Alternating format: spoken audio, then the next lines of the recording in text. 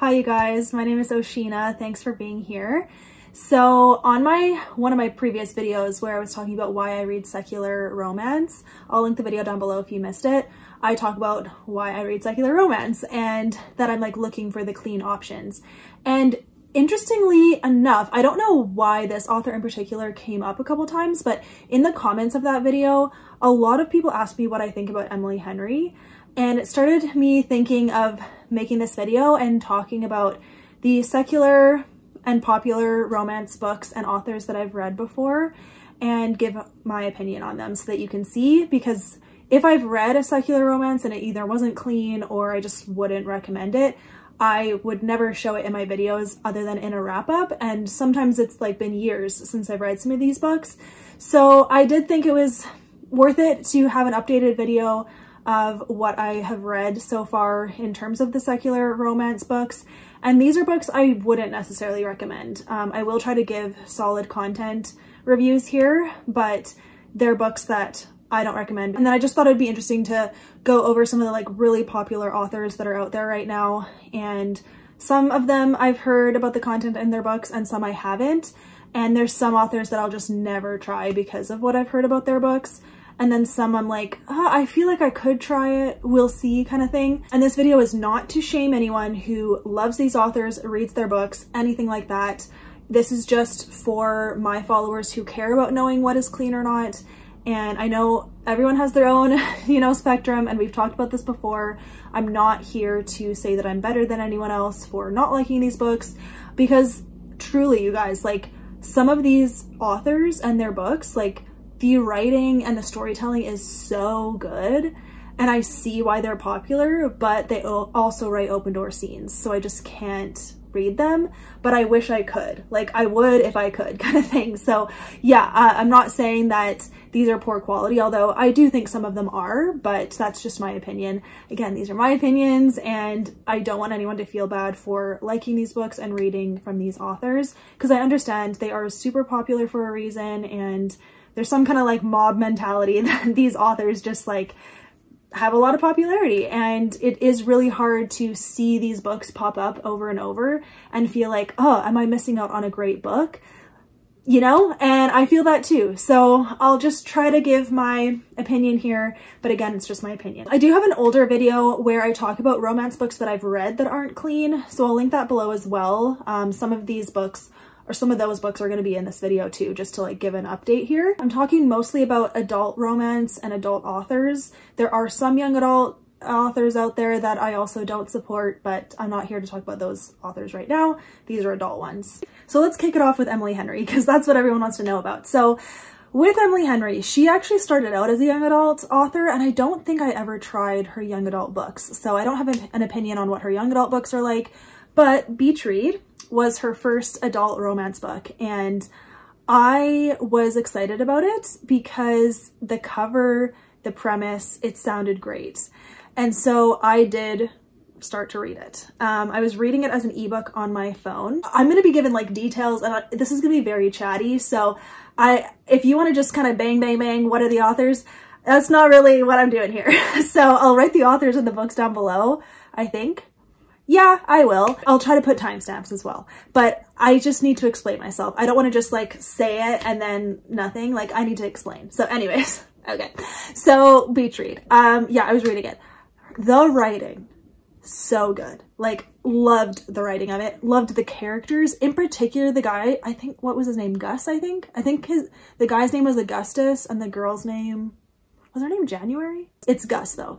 Gus, amazing love interest. Loved his character. He had such a deep character, and he was like dealing with a lot of like insecurity and just the way that he was portrayed. I just loved his character. I was so hooked by this book that the first scene that got kind of close, there wasn't any like graphic details, but like it got close. I was like, oh, okay, hopefully that's it.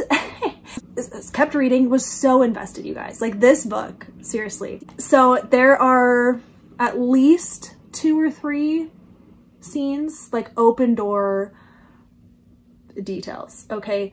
And not, I mean, okay, I would say it's skippable. I was so invested in the writing that I wasn't out of the story enough to be like, oh, this is about to happen. Okay, let me skip these chapters. Like, no, I like got so stuck in it and it was quite upsetting. So I was like reading through it, and I think it was after the third one where I was like, okay, whoa. I had to force myself to stop reading it. And I was probably 80 to 85% done the book, and I really wanted to know how it ended, but I just knew that I had to put it down and never touch it again. So that's beach read. I told myself, like, never read Emily Henry ever again. Like, whoa, if beach read is the standard of her books, like, I cannot read her books.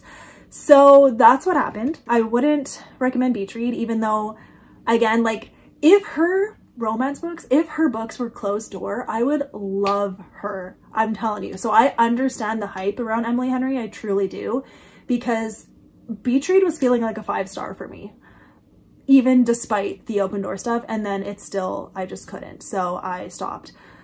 And yeah, I haven't tried any more of her books. I have heard that People We Made on Vacation is lighter on that than any of her other ones, so I've considered trying that one. I know in particular Happy Place is also very popular, and I just will never try it because I have heard that it's open door, and then it also sounds like it's miscommunication, which I do not like. So yeah, I'm surprised that it's so popular. Like, there's some books of hers that I'm like, what? But whatever. I also have considered reading Book Lovers because it's like, come on, it's like book coded, you know? But again, I just can't risk it. So yeah, that's where I'm at with Emily Henry. That's my opinion on it.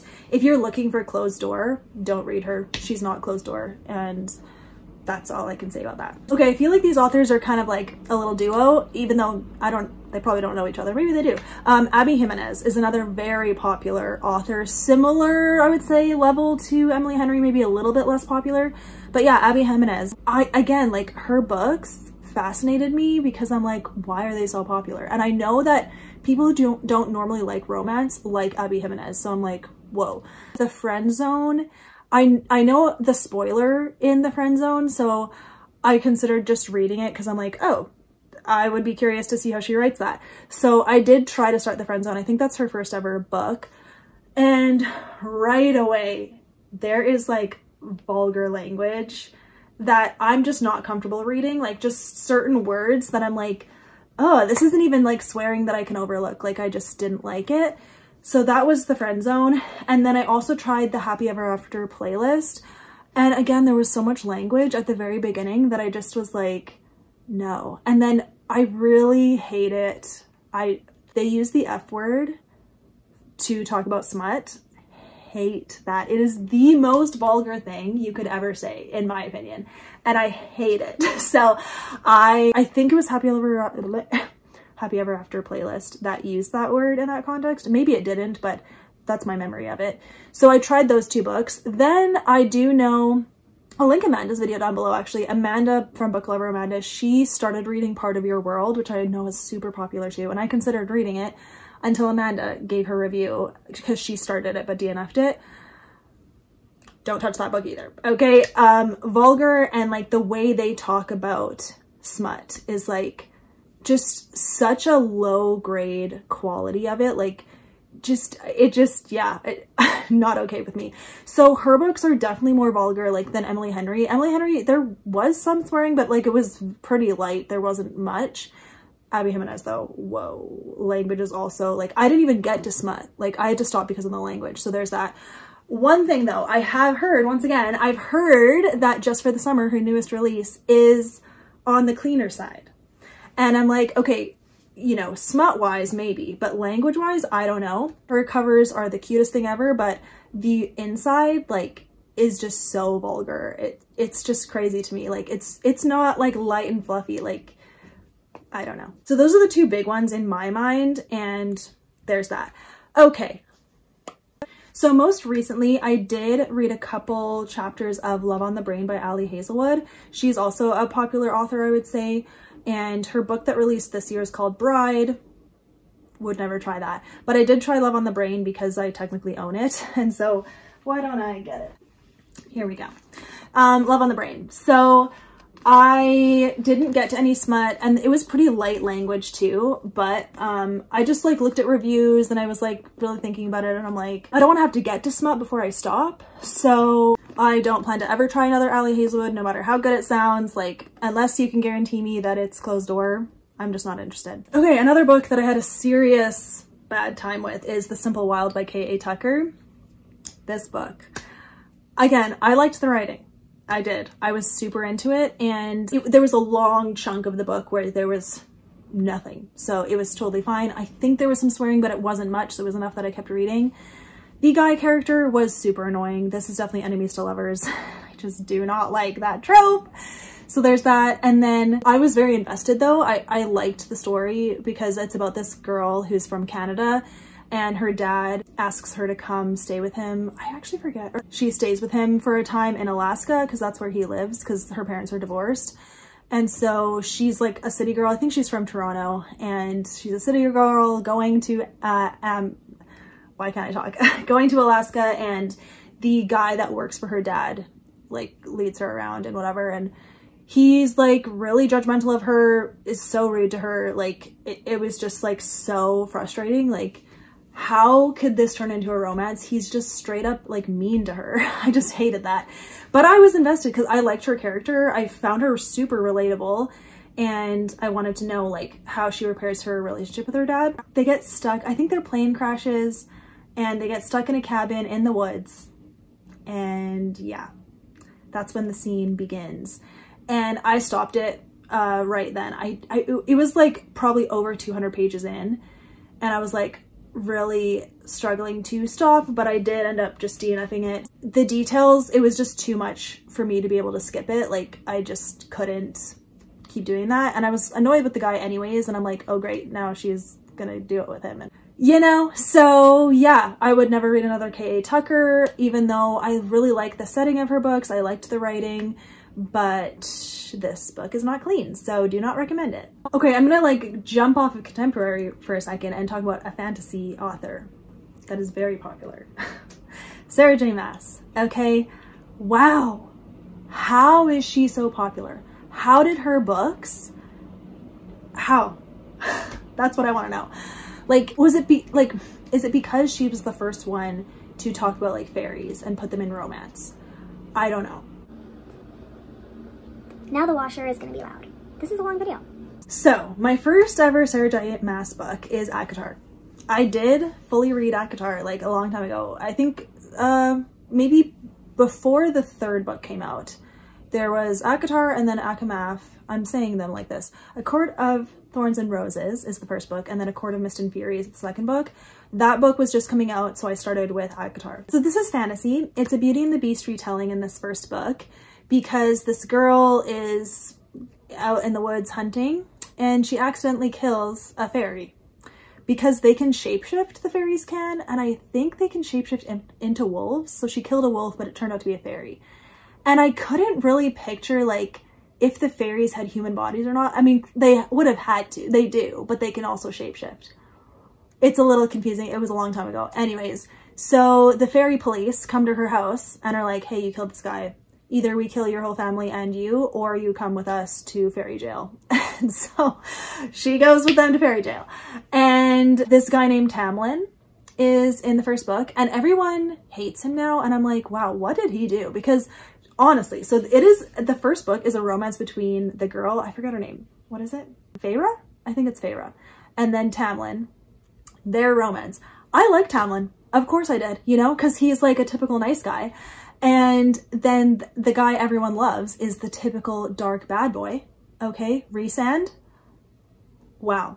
So Rhysand is in this first book too. And anyways, I gave ACOTAR 4 stars because it is technically clean. I don't even think, yeah, it's clean, but it has such dark vibes. Like the way the fairies talk about her, like they can do whatever they want to her. It's just like she's just an object. There's some like really great action at the end, and I liked the ending of the book. And I planned to read A Court of Mist and Fury, but then luckily one of my friends read it first and told me like, hey, there's actually open door scenes. You probably shouldn't read it. And I'm like, oh, okay, Great, I will not. So that ended me with the series. But yeah, again, I gave ACOTAR 4 stars. Okay, but Akamath is not clean, and I know that it's between her and Reese. And the rest of that series, like, is definitely not clean. I've heard bad things about A Court of Silver Flames. A Court of Silver Flames? That's that orange book. The last one. Well, it's not young adult, and I don't think it's in the young adult section anymore, but it started out being in the young adult section. So yeah, it is not safe for young people. No. Okay, on to Throne of Glass though. Okay. I read the first 2 Throne of Glass books and DNF'd the 3rd one. So Throne of Glass, I'm telling you, actually, oh, and I also read The Assassin's Blade. So the Throne of Glass, The Assassin's Blade, first of all, Assassin's Blade, so boring.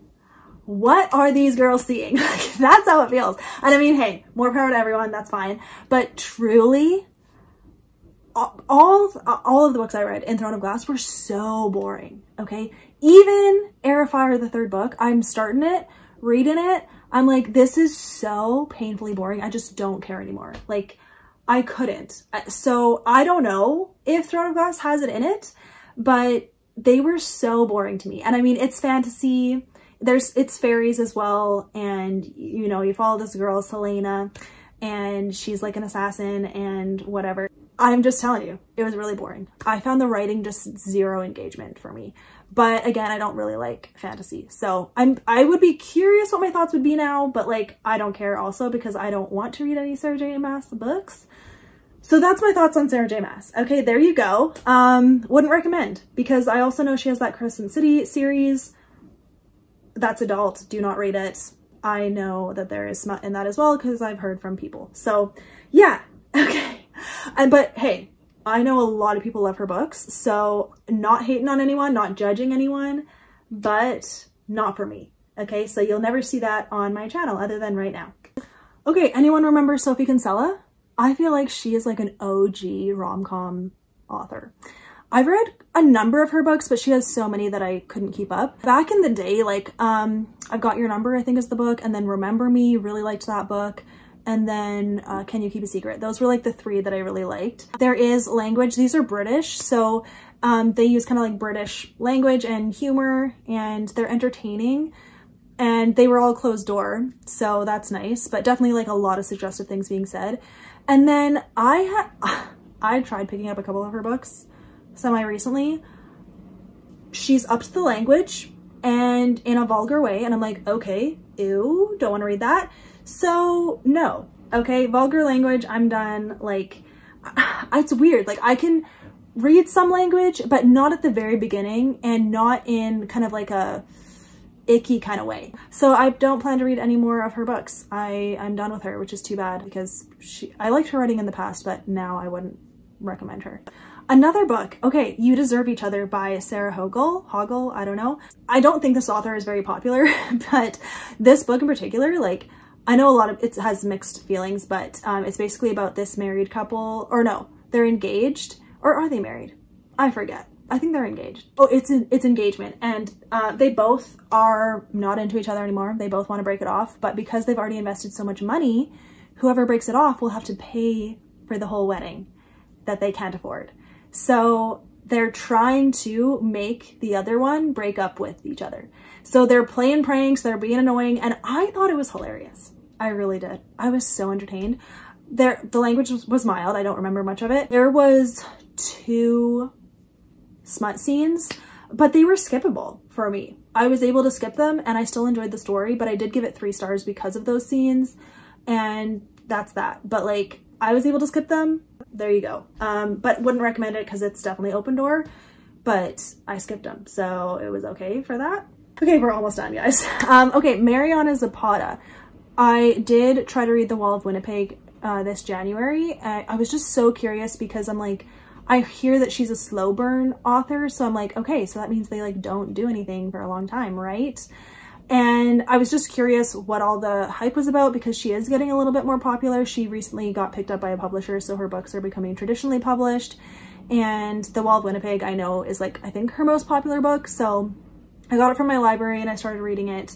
And this is also enemies to lovers. grumpy sunshine, I guess, or just grumpy guy. I hated his character, okay? Just like such a nasty guy who doesn't care about anyone, doesn't care about the girl, only cares about himself, is so rude. I hated his character, and I just was like, I can't do this anymore. I can't. This is marriage of convenience, okay? And the fact that it's marriage of convenience just like grinded my gears. I was like, girl, why would you ever go with him? I know you need money, but like, he is a terrible person.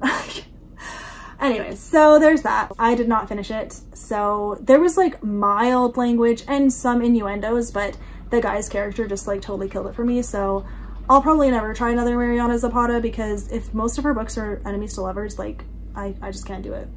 Okay, so that's basically it. I did want to mention 4 authors that I know are super popular as well that I'll probably just never try any of their books, because like, I don't know, they scare me. Number 1 is Tessa Bailey.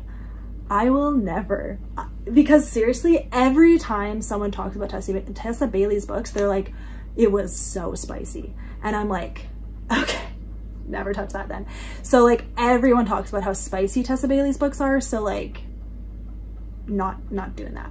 Okay, also Lynn Painter, she has some popular, like basically Better Than the Movies is her most popular book for young adult. It's clean, but she's making adult romances now, and I've heard that it's kind of like no plot, just smut, and I'm like, okay, that sucks. So never reading her adult books either. Talia Hibbert, yeah, Talia Hibbert, also never touching her books. I've once again, people are like, so spicy. So I'm like, okay, never read those books either. Okay, and then Elsie Silver, the people stinking love her books and these cowboy romances, but I'm like, they're probably smutty. Okay, I'm just gonna assume, which is too bad, because I like a good cowboy romance sometimes, but I just don't think I'll ever try her books because it scares me and I just can't subject myself to that. So there's that. Okay. That's everything. Thank you for watching this. Again, I tried to like be real, but then also be kind. Like, I'm not here again to bash anyone. I'm not bashing these authors. I'm opinions, okay? Only my opinion, and you like what you like, okay? It's fine. But for those of you that are curious about what I think, here you go. So hopefully, I mean, I hope this is helpful. I'm honestly just doing this to be helpful, because if I like had an equivalent of me to watch, I would be curious if I'd read Emily Henry or Abby Jiminez, like some of these popular authors, like what are they actually like? So hopefully I explained it well enough, and then you can see if it's worth it to try or not, because more power to you. Like, try, and then it's like, oh no, okay, or oh, not so bad. Can go both ways. I totally get it. So there you go. Thank you for watching this. I'd be curious if you guys have read any of these books and what you talked and what you thought about them, what I talked about. Sure. So yeah, I feel like I've been talking so long. Again, I love you guys. No judgment. Okay. Everything's fine. Anyways, okay. Thank you for watching, you guys, once again, and I will see you in my next one. Bye.